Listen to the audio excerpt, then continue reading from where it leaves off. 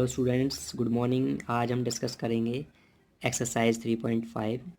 आपने जैसे previous study के अनुसार टू मेथड डिस्कस किए हैं, एक तो सब्स्टिट्यूशन और एक एलिमिनेशन मेथड। बट आज हम थर्ड मेथड हमारा होगा यूजिंग क्रॉस मल्टीप्लिकेशन मेथड।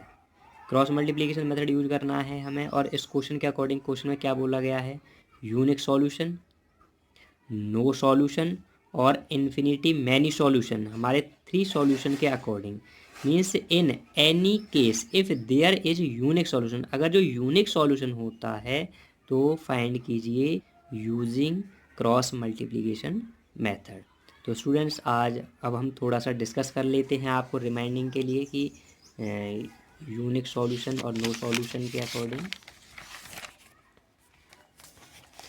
तो जैसा हमने आपको पहले भी डिस्कशन किया है, ये हमें क्या दे रखे हैं, पेयर ऑफ लीनियर इक्वेशन। तो पेयर ऑफ लीनियर इक्वेशन, ये हमारे पास इक्वेशन फर्स्ट हो गई, ये हो गई इक्वेशन सेकंड है। हमारे पास ये एक्स है, एक्स का कोफिशिएंट 1 होगा, और एक्स है यहाँ पे 3 होगा इसका कोफिशिएंट। तो यहाँ पर A1 A2 B1 B2। तो स्टूडेंट्स हमारे पास A1 upon A2 B1 upon B2 C1 upon C2।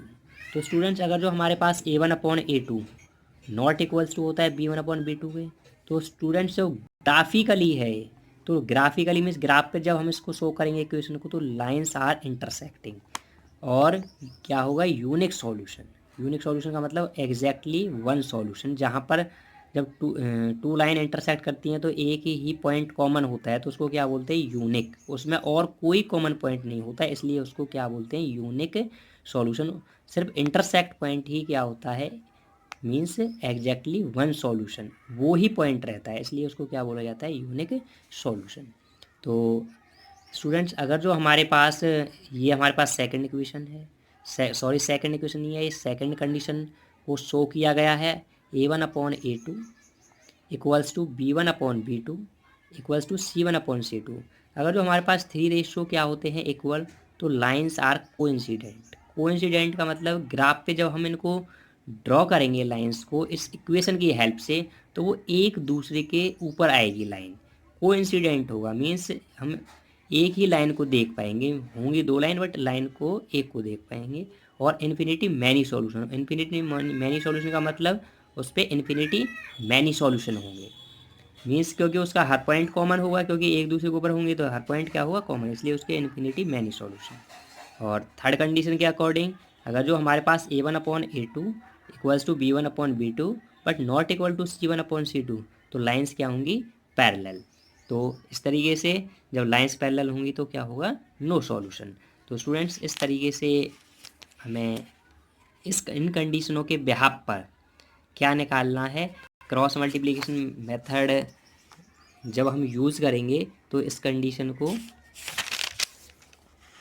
क्योंकि ऐसा नहीं है, सिर्फ इसमें क्वेश्चन में बोला गया है कि if there is a unique solution find it by using cross multiplication method. तो स्टूडेंट्स अब हम डिस्कस करते हैं एक्सरसाइज 3.5 का। हमने फर्स्ट क्वेश्चन नोट किया, फर्स्ट क्वेश्चन के अकॉर्डिंग अब आप देखोगे यहाँ पे 1/3 इक्वल्स टू -3/-9 इक्वल्स टू -3 -2। तो स्टूडेंट्स यहाँ पे देखोगे -2 माइनस कैंसिल, 3 1 जा 3, 3 3 जा 9। तो स्टूडेंट्स यहाँ पे क्या आ जाएगा, 1/3 equals to 1/3 not equals to -3/2। तो स्टूडेंट्स आपको पता है कि हमारे पास यहाँ पे ये यूनिक सॉल्यूशन को तो नहीं करती, क्योंकि यूनिक सॉल्यूशन में तो हमारे पास क्या होता है, A1 upon A2 not equals to B1 upon B2। तो स्टूडेंट्स ये कंडीशन यहाँ पे क्या लाई नहीं करती, तो इसलिए हम फर्स्ट क्वेश्चन को क्रॉस मल्टीप्लिकेशन मेथड से यूज नहीं करेंगे। अब क्या करेंगे, सेकंड क्वेश्चन।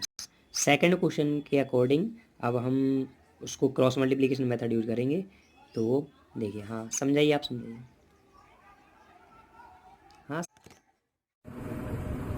आज हम x और y की वैल्यू निकालेंगे क्रॉस मल्टीप्लिकेशन मेथड से। आपके पास दो इक्वेशंस गिवन होगी, दोनों इक्वेशंस को कंपेयर करना है ax plus B Y plus C के साथ। यहाँ पे भी आप ऐसे ही करेंगे ax plus B Y plus c equal to 0। अब ये दोनों सेम हो गए, इसके लिए हम यहाँ पे a1, ये फर्स्ट इक्वेशन है इसलिए a1 b1 और c1 कर दिया। ये सेकेंड इक्वेशन है इसलिए a2 b2 और c2 लिख लिया मैंने। अब इससे मैं a1, b1 और c1 की वैल्यू निकाल सकती हूँ।